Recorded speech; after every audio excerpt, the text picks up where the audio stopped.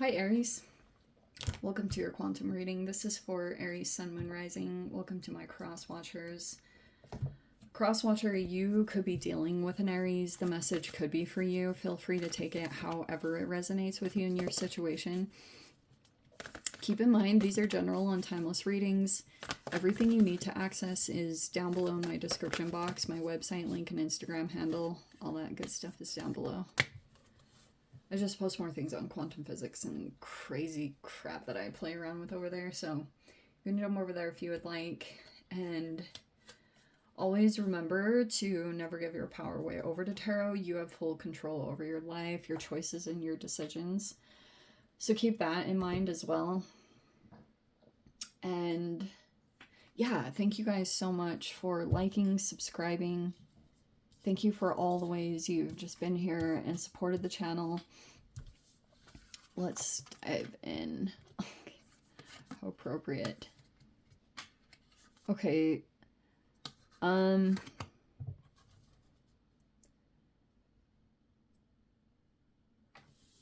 right. So, this could be talking about a disconnection that happened in some kind of relationship. This is kind of what this feels like, is that if something is not appearing to be very emotional, there's just this whole concern around like not breaking vows. So it makes me think that there's like some form of commitment or something that's taking place there, because there's all this energy that's tied to that. And so that's why if something isn't coming across as overly emotionally nourishing, that's why, because there's all these concerns about being very delicate around this whole situation, whatever that's talking about, because someone doesn't want to do that. Like that's why this combination is exactly that. Like there's a limit on what comes out, which is like kind of challenging because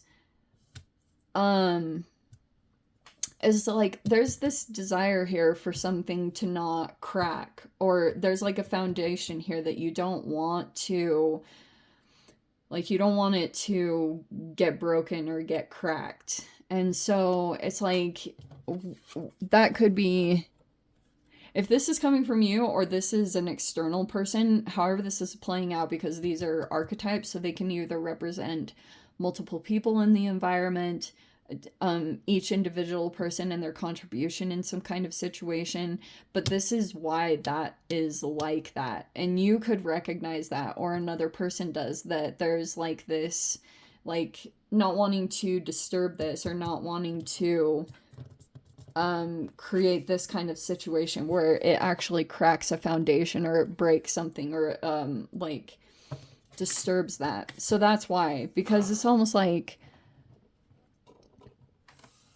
if it crosses too many emotional lines, then it would actually start to break up some other type of energy. That's kind of what this is feeling like. So there's this line. You could be experiencing that from a person, and it's like maybe feeling like there's not a lot of emotional stuff that comes from a person, or you're coming across that way. I'm repeating myself, but that's what feels like is happening. We have the King of Wands reverse, as always. Oh man. Okay.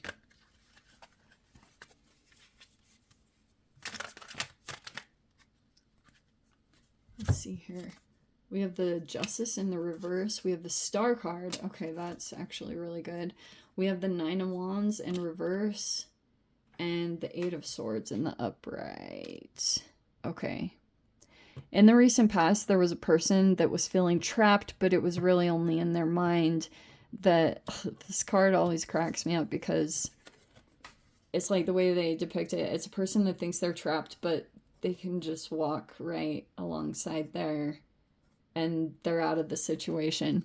But someone could have really been dealing with a mental disturbance. Like these can be rumination, you know, thinking of something over and over again, and that's why a person could have been in some kind of situation, is like it was a mental kind of trap. Okay. All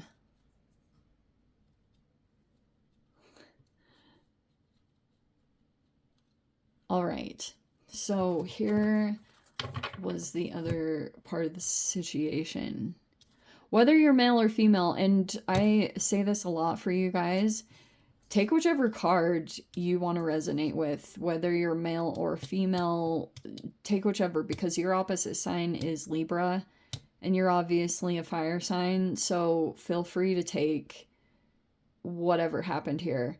It's either that you've had something unjust happen to you, or you could feel like something has been unfair and you are fully aware of it, or there's someone like that in this environment. This person could be still dealing with repercussions of something that happened that was like unjust. And so that also could be playing out, but it's just the general theme of it is some kind of imbalanced situation. But Nine of Wands is in the reverse. And then we have the Star card, which is that Aquarian energy, and it's in the right up, which could be there's some progress and healing. There's someone in the environment that might be making progress or looking like they are starting to heal. We have the Reverie in reverse.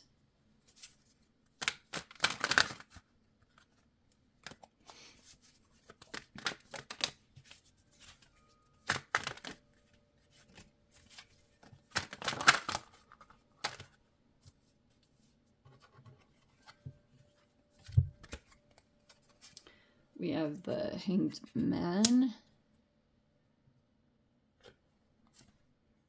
We have the Four of Pentacles. And the Nine of Swords.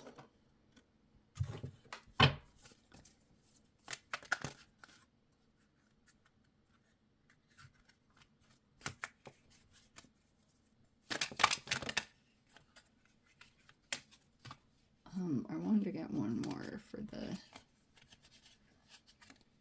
Oh, look, there's the King of Cups. Okay, Seven of Wands.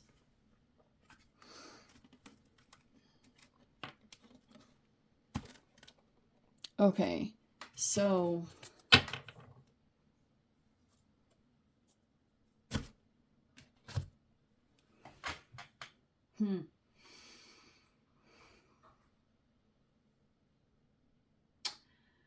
So there's been a feminine energy in the environment,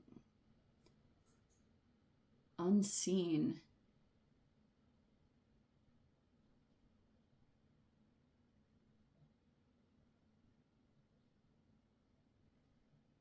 Like, this is freaking weird. Okay, so it's like, I'm trying to figure out exactly what to make of the Queen, the Unseen, and Eros. Oh, how fascinating. Okay, this is so really true. I actually just posted this on my Instagram the other day, where it was talking about the flow of energy, and it was talking about when there's areas in the body that have become rigid, that it can actually block the flow of Eros. And I feel like it turns into something almost shadow-like, but I've talked about this in general, that, okay, this actually came out a while ago, but I didn't post it, but like, Eros has a combination of things. Like, first of all, it can be a person that, I've talked about this in the past, when someone goes through something traumatic, you have like these biological responses that kick on that are about preserving your biological line. It's like molecular genetics, that your body just starts, like, that's why people talk about women that have been traumatized or are coming vulnerable, that they don't want to take advantage of them because they tend to be a little bit more like seeking comfort and things like that. It's a trauma response. I came across a couple of videos like that. I'll try to remember the link them down below, but I probably won't, to be honest, because I just forget. But there was a person that was like trapped here, and it could have even been some kind of, oh, that could have been it. It could have been like an assault, or like maybe it was even sexual assault. But there was a person that went through something like that, and that's why sometimes people can do things repetitively. It doesn't excuse the behavior, especially when it's toxic, but or someone's purposefully doing it. But I don't totally get that. Someone could be just trying to like not repeat something, because a lot of the times that happens, like when you go through something really painful, it's almost like a video game. Like you get kind of glitched, like you keep almost like going back or trying to recreate the situation because you want to become more empowered in dealing with it. And so there's a person in the environment that's trying to step out of that or trying to heal and deal with it, which it looks like that is happening. It could be through this interaction, but this feels almost like this triggering experience, because if there is a masculine energy in here, you know how I've talked about in the past that Nine of Swords can be stress, anxiety, or overthinking. There's a lot of overthinking, and you could be aware of it with someone. Someone's just like really up in their head or overthinking situations. Maybe you think this person's like hypervigilant or paranoid, or maybe I'm not totally sure whose perception is of which, but there's a person here that's healing. And it can also specifically be with being around males, especially if it was around that whole situation. It's like this can be ultra triggering, but there's a person that could be slowly but surely making progress or healing, or they're coming across that way. You could be feeling like you're getting better, because for a while, legit, Eight of Swords can feel like a mental haze that you have no control over. Like your brain just like feels like it malfunctions, but you have to do all these things to get your neural pathways moving again. You know what I mean? Like your neural network, you have to do all these specific things to get it all activated. All these new things. So that could be what is going on. It might be that there's possibly a holding pattern.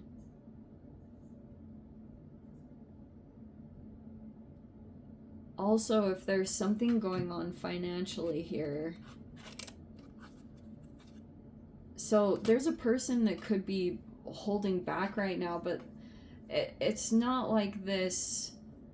I know it's probably going to come across as selfish and feeling disappointed, but it's not with that intention. It's mainly that like there's someone is trying to accomplish something, and they can only like maybe like the way that they give is only in specific ways that they feel like they can. That can be the Four of Pentacles. It's like a frugality with energy or something like that, like a person that knows their own limitations. If it was in the upside down, I would say it's full on greed and selfish, and it's like tending more on the narcissistic side. But there's also the healthy side of selfishness, which could be coming out. You could be deliberating on that, and that could be something that's going on in some of your connections, is like, but if there's a person here that's in transition, they might be coming across as kind of like maybe there's a limited amount that can come from this person, but it's only because to not get depleted. That's mainly what it is. It's not like this, I'm only in it for me.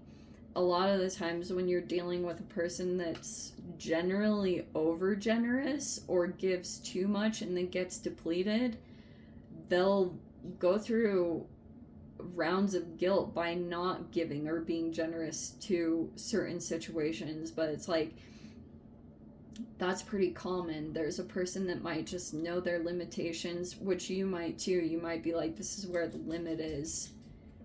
Because it looks like that's almost even connected to the desert, that it's like, this is how much I can deal with. Probably all because of what I talked about, that I'm all over the place. But that's mainly what it's connected to, is someone that's basically trying to heal through their trauma. And you know that saying, like, you can't... What's that cup saying?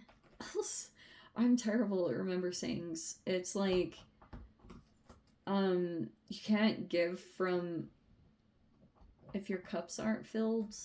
Something like that. It's like, that's because it turns into this over depletion. And that is even this card right here. That's burnout. Because there's like this other situation that's playing out that maybe you are or aren't aware of. King of Pentacles can be a person that's taking action based off of, like, this person could feel betrayed in business, you know, or whatever was happening. And so they could be taking action right now because they're like concerned that they're gonna get screwed over. But it's nothing like that. It's not like an intentional thing. It's just that you could be dealing with a person and you could think that they're kind of like not really budging on something, but it's not in any way to cause harm. It's because there's another external thing in the environment that's going on. And like, this is a person that's... It's a power dynamic. There it is right there. There's the Pluto retrograde. Oh, because there it is again. See what I said? There's a masculine that's kind of making this business decision. And they have this Queen of Pentacles. This could be a couple, but I think it's more like this is a power dynamic. There was a person that specifically chose this person to come in and become a replacement for this star card person, which is a person that is meant to shine, someone who's unique. They're like, they might develop their own stuff, or they're just kind of like, they're weird or eccentric. You might even think they're really strange, but they could have been the original for something. Like, they came up with something, and then something was dysfunctional, whatever they were a part of. It could have felt a little bit corrupt, or this person could have, might not have even been to that extreme. It could have been that this person felt like, there's an archetype deck that I have. I'll try to pull it really quick because it's pulling out for me. So Aquarians, I talk about this all the time, are known as being like rebels. Like, they don't always do what's expected of them, but it's because this person could just be connected to themselves. They know their limits. They might even have like an instinct that when they follow it, it's right on, or it's spot on, and it's for some kind of maybe altruistic purpose. Because there could be someone here that's trying to accomplish... Aquarians are humanitarians. Like, they do something that's better for the best, for the collective, or like, they are a humanitarian. They care a lot about environmental causes or people that are in desperate need of things. And so there's a person here that could be trying to accomplish something that's like ahead of its time. This person could have a vision for something because there's like a pressing situation, like, and it's pressurized. It's like a really intense situation that's popping up. It's in the external environment, but that's why I want to show this really quick, because it's like, challenges authority to affect social change, rejects spiritual systems that do not serve inner needs. So that's why I was saying that's typical for an Aquarian, is like they will rebel not for the sake of just being rebellious, but it's because like they're connected to their spirit and they know, okay, there's something else that my spirit might be telling me, and I'm just gonna hold off and see what's like really going on here. So because it could be because of this external situation, because there's a masculine here that's taking action out of pain. They're concerned they're going to get screwed over or betrayed, but it's nothing like that. Not from this person. This person's still like wanting to do the right thing and wanting to go in and create a good environment or a situation, but it's like in all due time, you know, you can't like push a person past their limits or have expectations when someone's not ready yet, or because it can put a backtrack in the healing process if something is too soon or it goes like beyond someone's limitations. Like that's the balance of any person that's in self-mastery, is knowing your own limitations and what you can and can't handle and what's gonna like ultimately throw you out of balance. And what's hidden in the environment that I've talked about continuously is a person who could be bullying, could be stealing, could be doing something like that, and that's why there's like concerns here, or why a person could have closed down or shut off all of a sudden. It's not because of maybe there's some frustrations that have come up, or this can be wanting to move on something, but during Mercury retrograde it was like moving too soon or wanting to take action, and you're ready to go, but someone else might be in a different part of the process where they do things differently, and I'll just say you don't know what you're doing, but that could have been playing out. Oh, what was the other thing? Oh, yes. So, since there's a power dynamic that's playing out here, like I said, there's a person here in the environment, and they're either the replacement, and they could be taking something because they could think that someone's like too kind to really react or do anything. Like they think that they're gonna get away with something. They keep doing that. And really this person is trying to deal with their grief or with their regrets, maybe for not treating the situation differently, or oh, if this was about Eros, there could have been someone in the environment that gave into like sexual desires or some kind of desire like that, and now they're regretting that decision because they could feel like it ruined some kind of process here with a particular person, this person who's healing and making progress. And so what they've had to do is make some kind of fast recovery. Like this person is concerned about investments, like they're concerned about their financial investments, so they pulled in this other person, and it was like a replication in some ways. Like they have been trying to piece together a particular person that would be a replacement, but they can't fake this process or this person, because to be able to get here required a lot of going against mainstream and doing your own thing, and dealing with the pressures of that whole situation, like people that have expectations. But that's how a person is, like where they're at. Hey, don't do that. That's why a person is sitting in the star energy, because they followed that little, like either their intuition or they followed their own path. Like that's a part of this process, is the strength it takes to not give in to external pressures and to continue to like go along with what you know to be true. That's how a person ends up in the star energy. So anyway, that's mainly what it's about. It's like, it's not necessarily about you. It's like this whole situation is so pressurized, and it's not to say that nothing is going to happen in this situation with this person. If you're connected to them somehow or dealing with them and you kind of feel like they're like all around, this Four of Pentacles is here. I don't know if it's coming from you. Technically that's supposed to be, the Four of Pentacles is in the internal, but there's a lot of other situations that are tied to this. Like, you feel you can only emotionally invest in it so far because you don't want it to affect some other situation that you're dealing with, which is totally valid. And but it's like, but for people and situations and everything to truly thrive, like, you can't really thrive in a desert without water. Like, water is life, and emotions are life. Like, that's how you create bonds and things, and there could be a limit on what can develop there.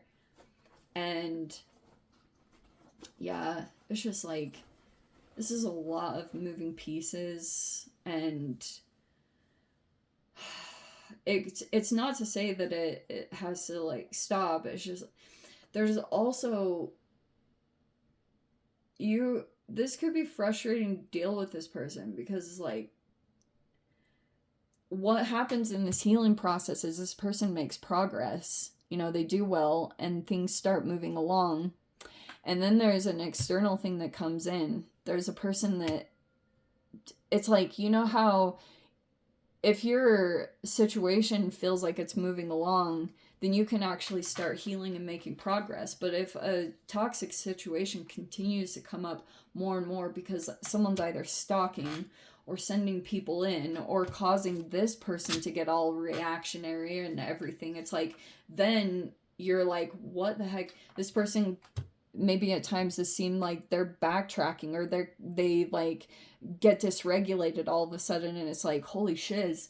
You could get maybe sometimes you just lose it on this person. I don't know, I don't blame you, but it's like, that's part of it too, because there's more that's going on behind the scenes that you may or may not be aware of. Like, seriously, the extent this person would go to would be like, they show up wherever this person is, like, they're tracking GPS and showing up in locker rooms, and it's freaking weird. Anyway, Aries, I'm gonna leave it there. I hope you guys got something useful from this. If you want to jump into the extended, feel free. Go down below, click on the Vimeo link, see it over there. But Aries, if this is where we leave things, sending you so much love, wishing you all the very best. See you in the next reading. Take care.